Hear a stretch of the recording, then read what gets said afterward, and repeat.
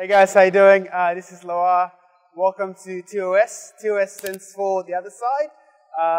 In the show, The Other Side, I'll be doing interviews. I'll be interviewing young African youth who are doing well in society and just sharing the story and just the journey, the ins and out. The reason for the show is just to combat the negative view on African youth in social media at the moment and mainstream media by presenting a different side, the other side. And hopefully from there people can be inspired, be encouraged, and hopefully the everyday show can see the other side. In today's episode, I have a very, very special guest. Makarius Harik is the name. I've known this dude for a very long time. We've been very good, close friends.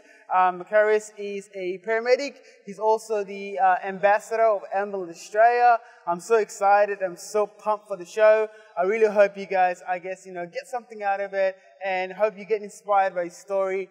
With that being said, let's dive in. It's terrifying.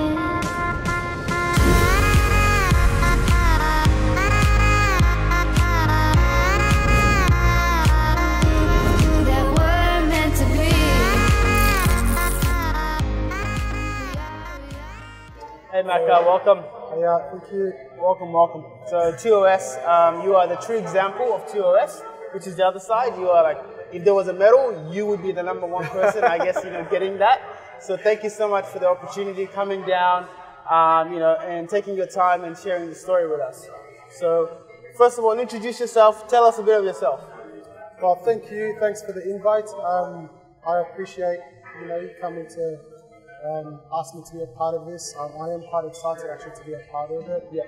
I think it's a great opportunity for people to, know the other side of the story, and I think this is a great thing. Yeah. Just a little bit about me, I suppose.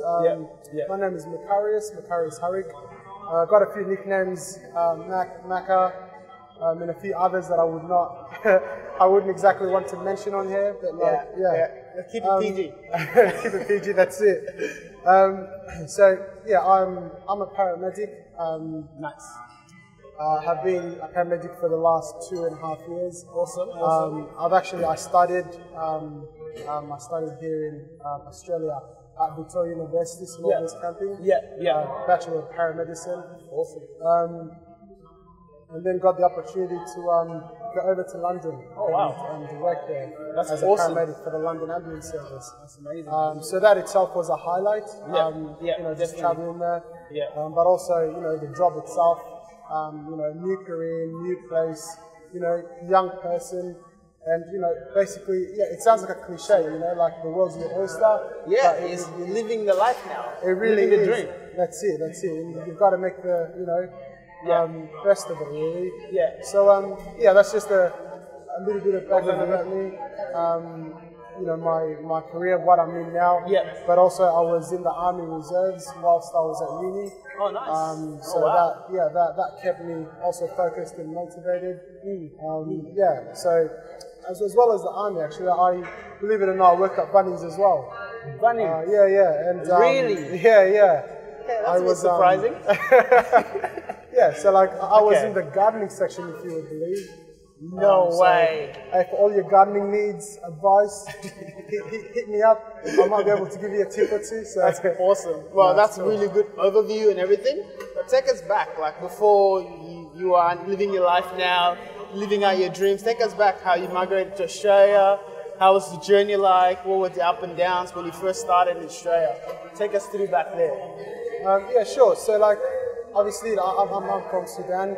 And just like, most of the Sudanese people, they first go to either Egypt or Kenya or Uganda or whatever, and then they, migrate to a first world country from there, I suppose. Yeah. So my family, we actually went to Egypt, lived there for about 3.5 years. And, when I was about 9, 10-ish, then moved to Australia, so that was in 2003. Oh, wow. But obviously, Africa had its own challenges. I think because I was so young, I don't exactly know what the challenges meant up until, I'm at this stage now, I'm able to reflect And you know, now I can actually sort of understand and, you know, digest what those challenges were. But I think the challenges weren't exactly my challenges. It was more my parents, just seeing how they lived, how they worked so hard to provide for us. You know, my mum and dad both had, you know, multiple jobs each. And like, you know, we'd go to school and they'd still, you know, be out at work. We'd come back home, they'd still be out at work. We'd go to bed, and literally the only time we, you know, saw them is when they had a day off. And yeah, so that was quite tough, I guess, growing up as a kid. Exactly, yeah. I mean, you know, as a child, you want to be able to go with both parents, being at home when you're at home, you know, sitting down as a family, sharing stories, sharing, you know, whatever needs to be shared, really. But yeah, so I think, the challenges were more on my parents' side. You know, so migrating, stuff like that. Exactly, yeah. Settling down was more on them because you were still young. Exactly. Okay, that makes sense. So, it was more on them than us youngsters, really. But in saying that, obviously, you know, issues of you know, racism and stuff like that, going to school, coming back from school, things like that. We also encountered that.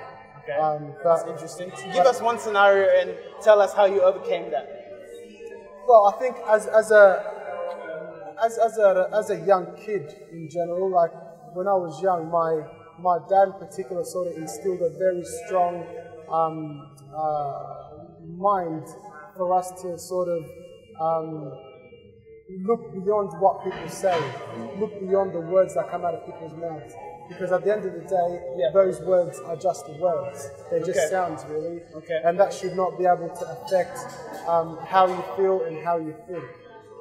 So yeah, as a young kid, I feel quite lucky to have, you know, to have that sort of instilled in me at such a young age. Yeah, to be mentally strong. Exactly, yeah. And I think that made me overcome a lot of things.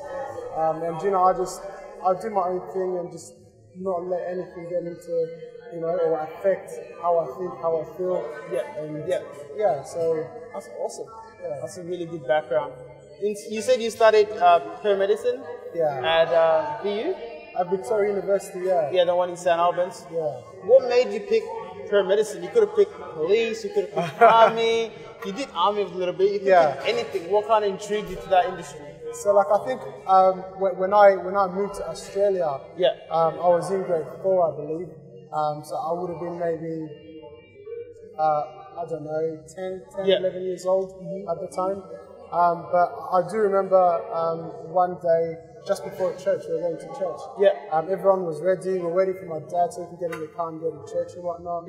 And then all of a sudden, Dad just sort of just got down on his knees and literally was just in pain. Oh, wow. I had no idea where that pain was coming from, but literally just in pain, innit? And like that was probably the first time I've ever saw my dad cry. And like that hit home, and so I called for an ambulance, and the ambulance came. 2 paramedics came, and just watching them work and watching them take, my dad's pain away. That sort of just, it was unreal to me. Like, how could just 2 normal human beings have the power to take that type of pain away? Do you get me? So from that moment on, it just struck me. I was like, you know what, this is something I want to do and I want to pursue. And so at that very moment then, it was like a big change in my life. And that's when I said, you know what, paramedics or paramedicine is the career path that I want. And I've pursued that since then. So since I was 10, 11, in grade 4. So since then, that's when I've always wanted to become a paramedic. I never knew that. That's a really... Yeah, there you go. Not many people know that. Oh, wow. But like, that's I think awesome.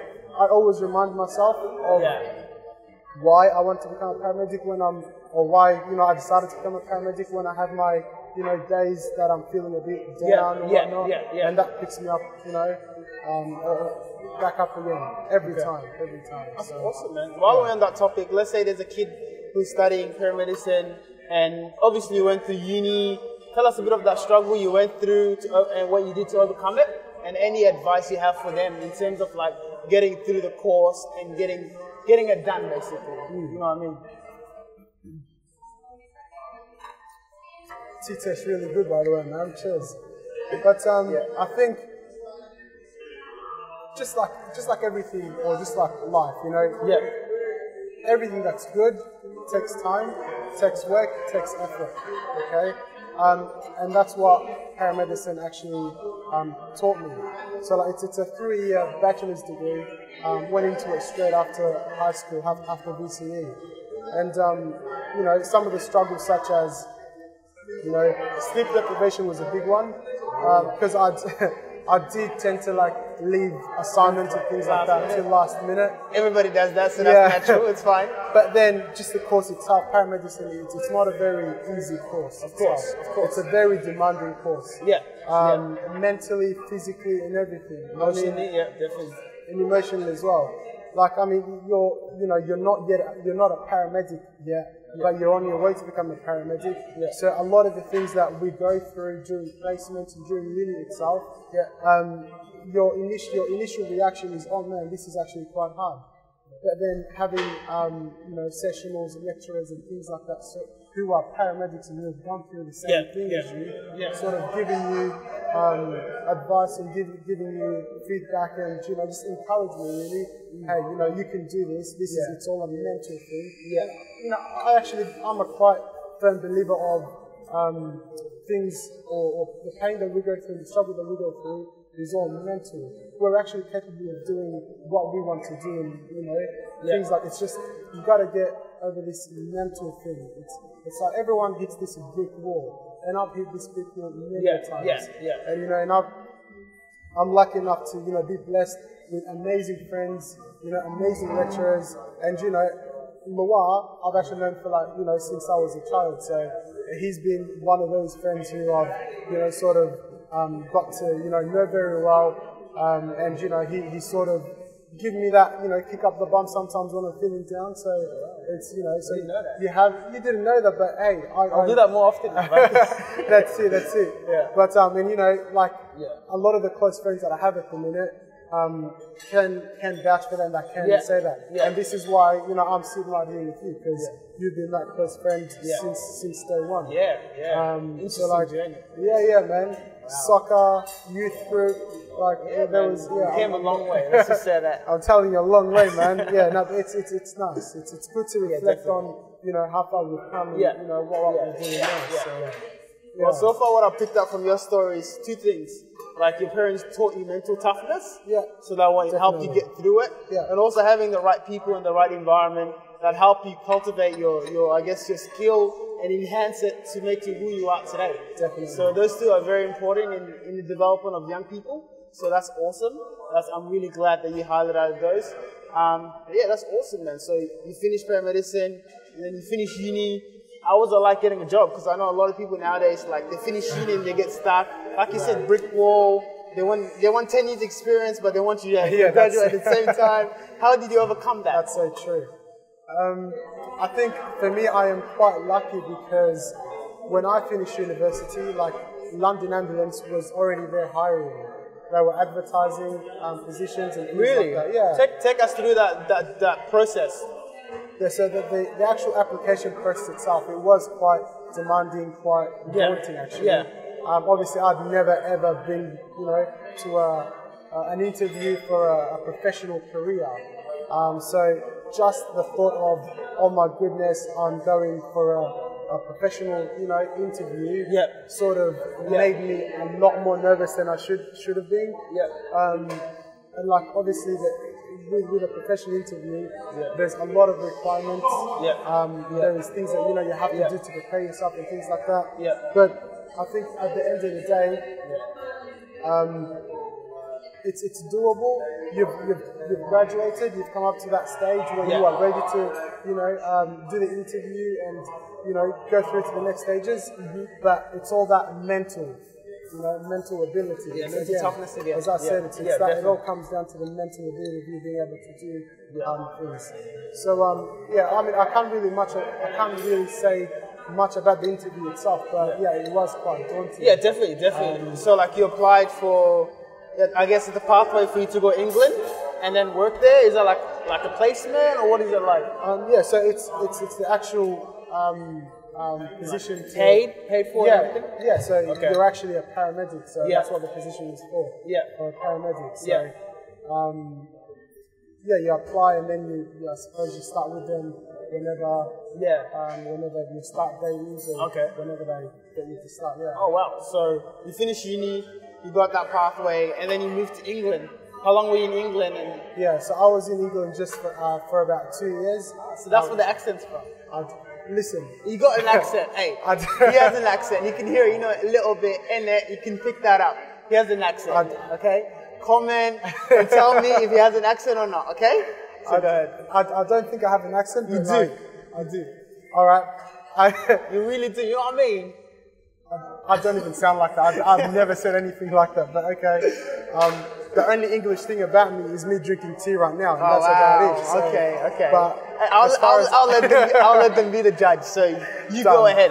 So you moved to England. Yeah. Obviously that wasn't easy because you've never been away that long from your parents, your friends. How was that like? Was that daunting? That was quite tough. Yeah, it was really tough. Moving to a different country, knowing nobody. Literally, I've packed my bags and moved, halfway across the world, literally. Yeah. And for me, that was quite scary. I think the longest I've ever been away from my parents or home in general was when I was in the army. And we'd go for exercises for about 2 weeks, 3 weeks max. Yeah. And then come home. But even then, you're still in Victoria, and if anything happens, you're able to come back. Call home, whatever. Exactly, come back within a few hours and whatnot. Yeah. Compared to moving to London and not being able to get home for at least 24 hours, 24-hour flight. So, but yeah, just the thought of me being 24 hours away from home, that was scary enough for me to sort of say, London sounds quite good, but it's not for me sort of thing. Yeah. But it was something that I wanted to do so bad, something that I wanted to, I was really passionate about. Yeah, you wanted to challenge yourself and challenge myself. Get out of your comfort zone to achieve a goal. Exactly. And I think for many people that know me, I am that person where I don't like that comfort zone. I want to always be growing and doing things that, that get me, the ability to do things beyond and greater. Yeah, pressure, you want to apply that pressure, that's how you grow. That's it, yeah. That's awesome, man. Go ahead, sorry to interrupt. Yeah, and I think, that's what got me over to London, really. And as well as, wanting to travel Europe and doing, all these other things. Yeah. But also, I've done my 3 years of hard yards. I can actually, do what I've always wanted to do since I was 10 years old, since I was in grade 4. Yeah. And that's to become a paramedic, take away things simple as pain away from, people that are experiencing pain. And to have the feeling of, someone's calling me on their worst day, they're a mess, and they give me that 100% trust. Yeah. That's a feeling that, no one would ever be able to understand. It gives a gratitude, I'm making a difference in someone's life, I'm helping out. Exactly. You know what I mean? Oh wow, that's awesome, man. Yeah. Well, in terms of England, how was it in a nutshell? I would check up on you every now and then when I'm there, stuff like that. Yeah. How was it like? Well, the first couple of months into it? It was cold, okay? Yeah. It was expensive. Really? And it was busy. Okay, it was busy. Wow. Literally, coming from a country that's, 35 degrees, 36 degrees, to a country where, it's -4 easily, literally you go out, you need put warm water on your car to defrost the ice and things like that. No way. And it was a big. You can't complain on Melbourne weather anymore. Exactly, yeah. It was a big culture shock, but at the same time, it was quite nice. Getting to listen to different accents.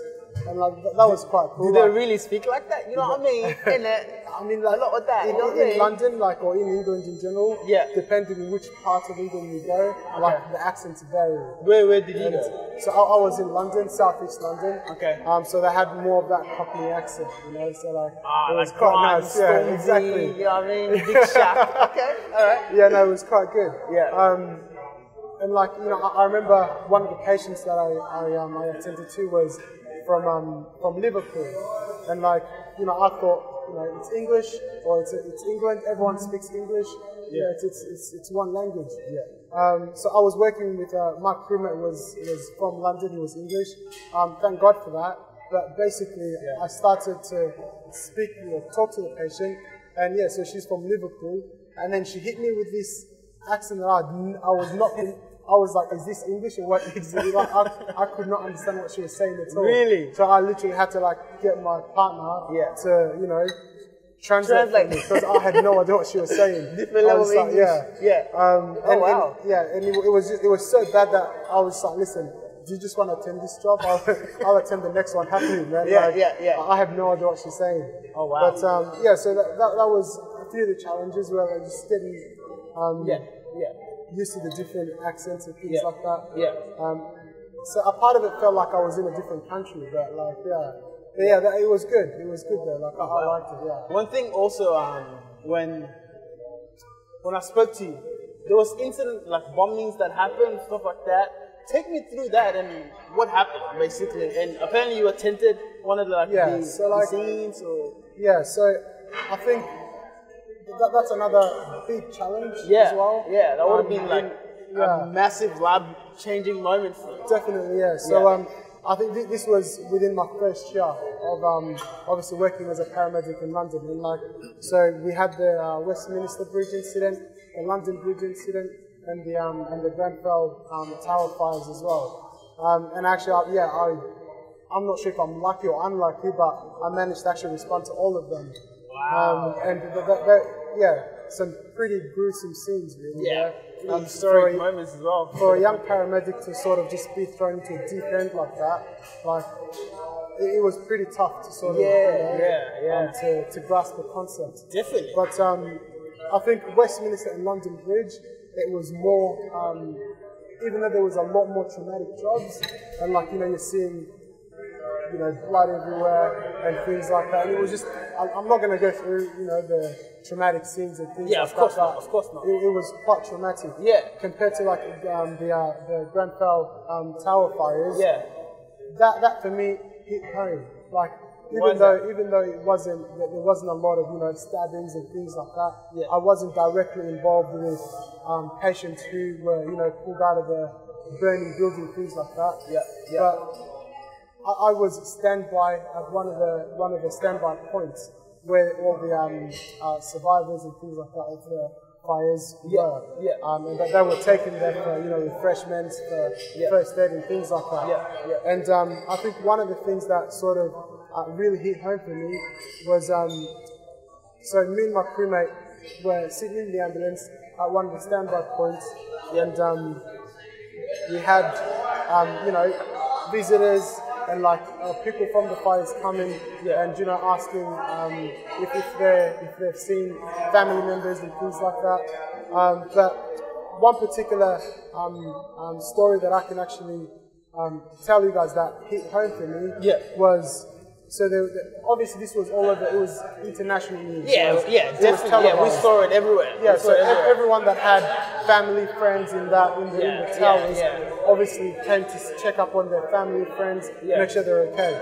And there was this, there were two individuals, particular individuals that came to sort of check on their family, friends or friends or whatever, to make sure they're okay. And they've come up to me, and it was a daughter and a dad.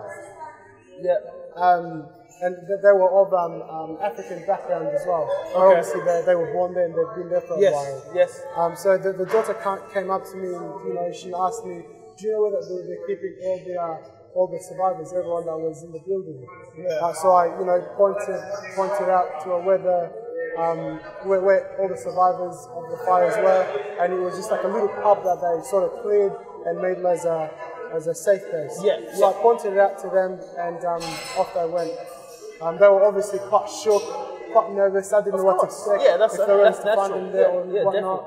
So anyway, they went, and about 10 minutes later, they've come back, and where my ambulance was, like, it was like literally like the perfect view of the actual tower just on fire still.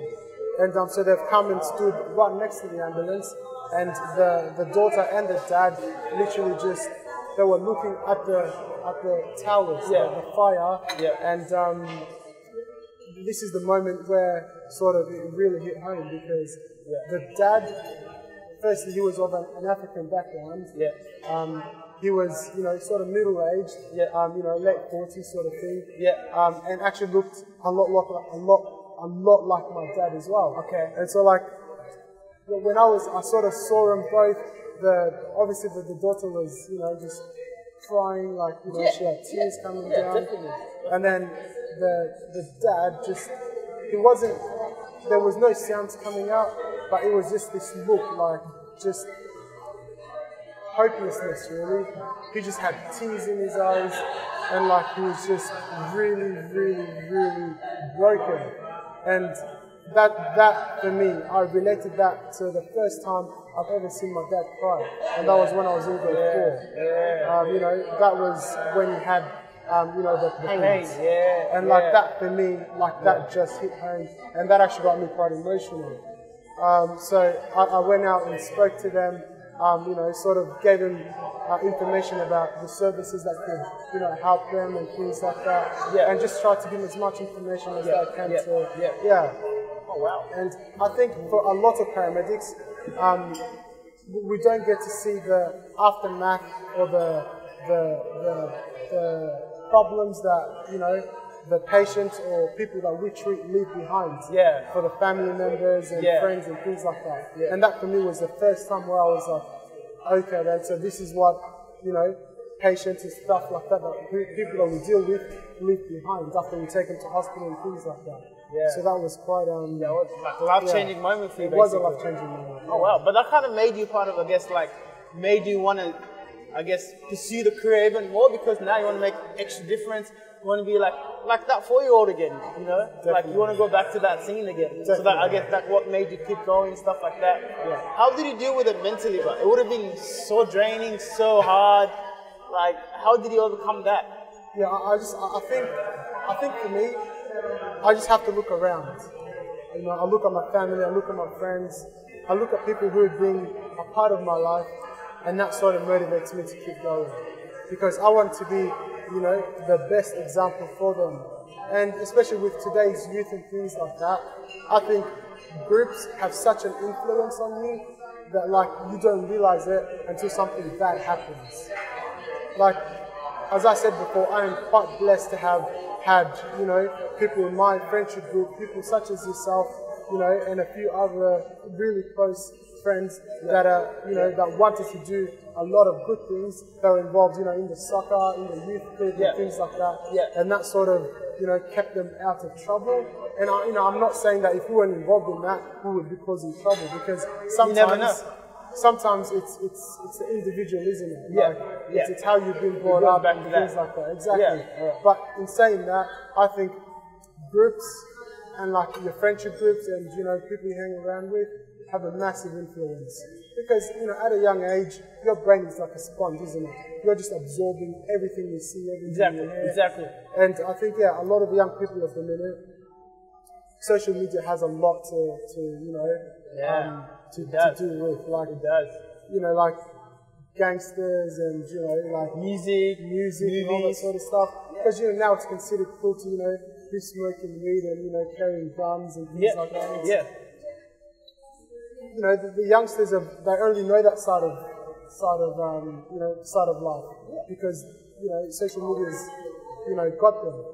And like, I'm so happy that you've got this, the other side, this series, and it does show, hey, there is a lot more to, marijuana, doing coke and that, party life, everyday sort of thing. I mean, I'm not saying, hey, don't go out and party and stuff, but there's a time and a place for everything, isn't there? Exactly. And I think that they need to realize that. Like, you can have a nice life as long as, you've got something to fall back on. Have a career, and the career doesn't have to, run your life. Exactly. You've got, your days off where you can go have a few a few beers with your friends, Yeah. have a chill session, it's Yeah, good. yeah. But as long as, you can say, hey, guys, I've got to get back home, I've got work tomorrow morning, I've got income coming. So getting like your priorities right kind of thing. Exactly. With on that point, do you know how you've been seeing on the news and mainstream media at the moment, how African youth are portrayed and how they're looked upon?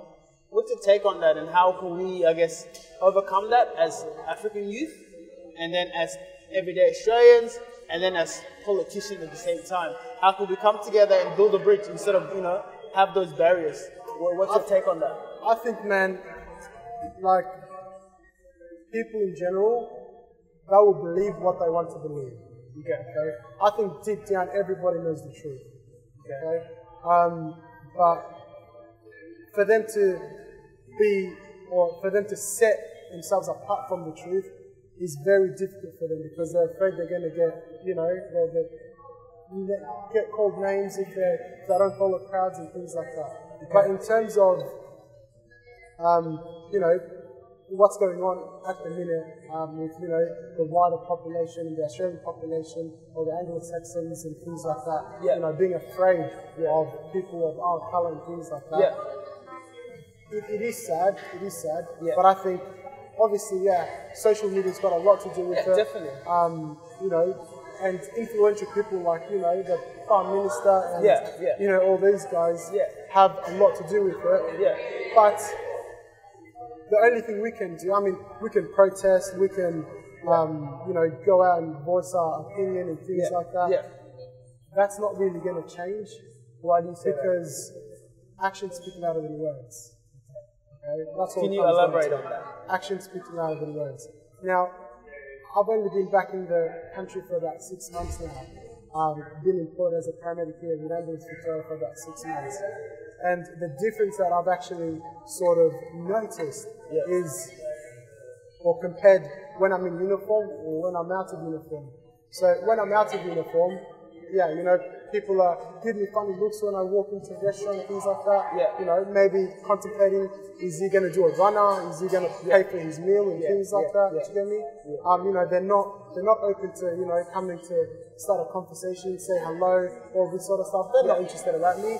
All they know about me is, hey, he looked like that dude that was on TV that, broke down a jewelry store. They have a negative perspective on you. All that. So as soon as I see my skin color, that 110 things straight away just sort of come into their mind and, they've already painted a picture. Yeah, that's a fair point. But also, maybe some people went through a terrible time where they got attacked by, an African person or whatever. Exactly. So I don't blame them if you had that, negative experience. Definitely. But then also, you can't just be over-biased and he's that. That's where I think this show will make a difference, because we're providing the other side. We're providing the positive side of African youth and how we're contributing to society and how we're making a difference, you know what I mean? Definitely. You are a prime example of that. So that's awesome, man.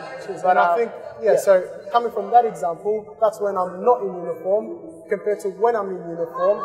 It's a completely different story. I'm walking down, if we're going to get a coffee or something on shift, they see me, they want to come to know me. Who's this African paramedic? Why is he a paramedic? How is he, in a government position, government job, a profession that, that is so highly respected? Then they want to, they don't, all of a sudden, those barriers, those, labels. Yeah, they're broken. They're broken. And I think that sort of, for me, really made sense. And when I say actions speak louder than words, that's what I'm talking about. Do you get me? That's what I'm talking about. Now, in my street, a lot of them know me because obviously after work I come, I'm in my uniform, I walk in the house or whatever, and they see me, and now after 6 months, that they know who I am. They see me out of my uniform, they recognize me. Hey Mac, how you doing? You alright? How's your shift? How's family? How's life? And so now they're interested. They want to talk to me. They know who I am. They're not afraid anymore. So I think a lot of them, or a lot of people that have that sort of negative or stigma against African youth and things like that, you need to go say hi. you need to, if you see me, you know, walking down, don't paint me, you know, don't think of me as, you know, oh yeah, I look similar to someone you saw on TV, robbing this, that. Yeah. Come get to know me. Yeah. Only then will I think actually... you can go both ways as well. Like, as definitely. Africans, we can approach them as well. Like, Definitely. just start a conversation. Hey, how you doing? That you know, is just true. having that kind of conversation is very important That for is me true. to get to know you, you get to know me. That is true. Not just what you see on TV That or is you see on true. mainstream media. Definitely. And then you build that personal connection with that person. Yeah. So I think that's very important. It goes both ways, but that's a really good Definitely. idea. But obviously, Yeah. pick and choose your audience here in the setting. Yeah. Don't just, Exactly. you're walking down the street, it's, you know, 9 p.m. or 10 p.m. and you're seeing someone walk down the Yeah, street. you'll have a I wouldn't exactly recommend you, you know, running behind them to go say hi. That's a bit, yeah, so. That's when you get locked up. But anyway. But then again, like, it shouldn't, that should not be happening, do you get me? People should not shouldn't, be definitely. afraid of, you know, like, yeah, so. It's an issue that we can definitely fix. Yeah. Based on an everyday story, like for yours. For instance, Definitely. like if I go out with coffee with someone and I make an impact with their life, they'll tell their friends, and then their friends will tell their friends. And then it's a domino effect, you know what I mean? And then overall, social media, one day, you know, we'll have that, okay, these Africans actually making a difference, adding an impact. And we'll have, you know, Melbourne's one of like the most, I guess, there's so many migrants in different communities. It's a good thing, but then sometimes it's hard because we have so many differences, we have different cultures, different ways of doing things. Like, but one day when we, I guess, accept those and we come together, we'll make a huge difference. Even in the world, like when people think of Australia, like, oh my God, how do you guys deal with all these migrants? You know what I mean? So like, that in itself is an asset because we have different perspective on doing things, on cultures, food, and just so many different things. So that's awesome, man. I guess one thing on the we have a special segment. It's called, I guess, something that it's a piece. It could be a picture. It could be a whatever that means a lot to you. Yeah. Today you have it. It's in your, I guess, left hands. It's a watch. It's a watch. Whoa. For people that know me, I've always worn watches. Okay. Yeah. And now the reason I wear watches. Well, for me anyway, it's quite deep. It's quite many things. Would you like to explain? A watch for me, or clock, or time in general, represents a lot. It's got a significant meaning for me. And we are on this planet for a limited time. Okay? We are here for a limited time. And the things that you do, what you do with the time, will influence greatly your future and how you will, you know, be living in 20, 30, 40 years' time. Now, for me, time, right now, this is my time to be the best that I can be. You know, thank goodness God's provided me with, you know, great health.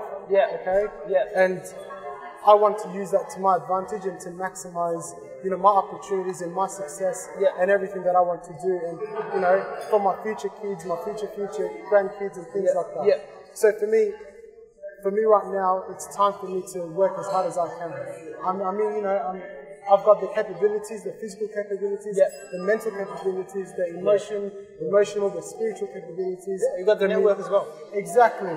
And you know, in 40, 50, 60 years time, unfortunately, my muscles and stuff like that, I'm going to start stiffing up and start shaking, man. I'm going to start needing that cane, you get me? Yeah. I'm not going to be able to do a lot of the things that I can do now. Yeah. So I'm not going to waste my time, right, going out every day, you know, doing things that are not going to be of benefit to me in the future.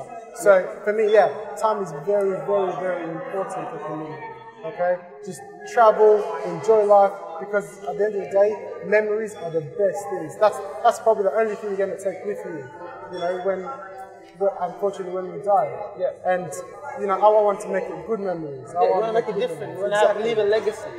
So that's why you look at your time. Every time. Oh, wow. So like, you know, when you said, hey, Mac, I need you here around 6:30ish. Yeah. Unfortunately, I wasn't exactly 6:30 on the dot, but I was still here around, you know, 6:37, something like that. Yes. You know, there's and that shows in life. Yes, there's going to be setbacks. There's going to be things that will not allow you to run on time, but you can't let those things, you know, sort of take you back or pull you back from what you want to do and achieve. Okay? Yeah. There's always going to be barriers coming. Always. Yeah. But brick walls, you're always going to hit brick walls, which are going to affect your timings. Yeah. Okay? Yeah. But you need to find a way to like sort of, you know, look at those walls not as setbacks, but as opportunity to show who you are, to sort of advance yourself. Yeah. Just get yourself moving into motion. Yeah. Okay. If you can't go through them, go around them. Yeah. Okay. And that takes a lot of character, but it really does. It does. Like, especially for us, I guess, young Africans right now. What kind of advice would you give them, or what kind of like would you suggest? You know what I mean, in terms of what you went through. What can you help them with? Because now we've got the opportunity. We're in a different country, different environment. We've got anything is possible now. What kind of thing would you give them? I think for a lot of young people at the minute, and I could be wrong, but the vibe that I'm getting is they're only thinking about the now.